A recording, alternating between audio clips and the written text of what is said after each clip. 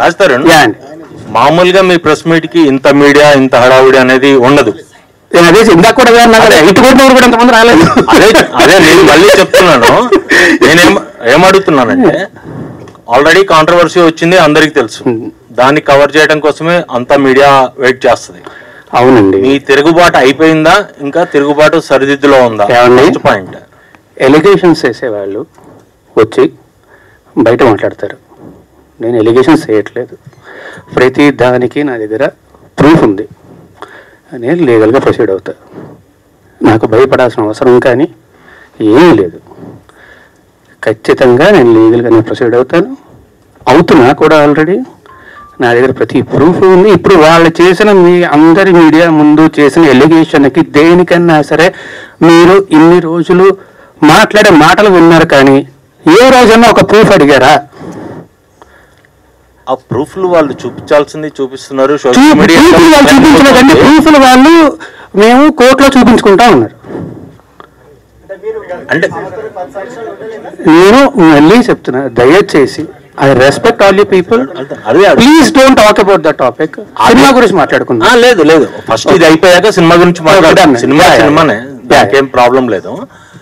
అంటే main allegation ఏంటంటే మీరు లివింగ్ టుగెదర్ అనేదే మెయిన్ ఎలిగేషన్. నేను ఫస్ట్ డే ఆవిడ వచ్చి మాట్లాడిన రోజు, ఫస్ట్ డే వచ్చి మీడియా అందరితోనే మాట్లాడాను.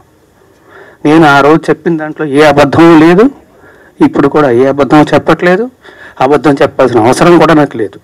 ఆ రోజే వచ్చి, ఇప్పుడు నేను ఆ రోజు ఆవిడ బయటకు వచ్చి మాట్లాడిన దగ్గర నుంచి ఈ రోజు దాకా నేను బయటకు రాలేదు, మాట్లాడలేదు అంటే మీరు అడగచ్చు. నేను వచ్చి మాట్లాడాను, అందరి మీడియాతోనే మాట్లాడాను, అందరితోనే మాట్లాడాను, అందరికీ చెప్పాను. ఆ రోజు చెప్పింది మొత్తం పచ్చి నిజం. నేను చెప్పిన ప్రతిదానికి కూడా ప్రూఫ్ ఉంది. అది దాటి కూడా ఇంకా చాలా ప్రూఫ్లు నా సోదరుడు శేఖర్ భాష తీసుకొచ్చాడు. నా దగ్గర కూడా ఇంకా చాలా ఉన్నాయి. అందులో వేరే వాళ్ళ పేర్లు అవి డీటెయిల్స్ ఉన్నాయి కాబట్టి వాళ్ళ గురించి బయటపెట్టడం ఇష్టం లేక నేను అవి కూడా బయటపెట్టట్లేదు. నేను ఏది బయటపెట్టలేదు నేను. అండ్ ఆల్సో మళ్ళీ చెప్తున్నాను, నాకు ఆవిడకి వ్యతిరేకంగా ఏమీ లేదండి. నేను తప్పు కాదు అని మాత్రం నేను ప్రూవ్ చేసుకోవాలని చెప్పి, దయచేసి ఇక్కడతో ఈ టాపిక్ వదిలేసి సినిమా గురించి మాట్లాడుకుందామా ఎంతసేపు చెప్పాను కదా. ప్లీజ్ ఒకటే నువ్వు మీ ఇంట్లో నుంచి ఎందుకు బయటకు వచ్చేసావు? ఏమండి, మీరు మీ ఇంట్లో నుంచి వచ్చేసి నేను సినిమా గురించి మాత్రమే మాట్లాడతాను. దయచేసి అందరినీ రిక్వెస్ట్ చేస్తున్నాను. కాదు, ఇది ఒక అమ్మాయికి సంబంధించిన విషయం. అమ్మాయి ఇప్పుడు కొంత పబ్లిక్ వచ్చిందంటే అమ్మాయి కూడా సఫర్ అవుతున్నట్టే కదా. పోలీస్ కేసు పెట్టింది, మీ పైన మొత్తం కూడా పెట్టింది. ఆ అమ్మాయికి మీరు అబార్షన్ చేయించారు అనేది ప్రూఫ్స్ కూడా సహా పోలీస్ కేసులు ఎందుకు లేదండి? అది ఆ సెక్షన్ ఎందుకు లేదు? ఆ అబార్షన్ సెక్షన్ ఎందుకు లేదు పెట్టిన ఎఫ్ఐఆర్ లో? ఈ రోజు దాకా మీరు బయటికి రాలేదు కదా, ఇదే కదా ఫస్ట్ టైం. అమ్మాయి కేసు పెట్టిన కానీ అమ్మాయి మీడియా ముందు కూడా వచ్చింది. పోలీసులు చుట్టూ బైక్ ఇస్తారు, అరవక్కర్ల కాదండి, మైక్ ఇస్తారు. రాజస్థాన్ గారు అరుస్తాను. ఓకే, సారీ నేను చెప్తా, నేను క్లియర్గా చెప్తా. తప్పించుకొని తిరగలేదండి, నేను అయ్యాను. అవును, అడ్వకేట్ అయ్యారు.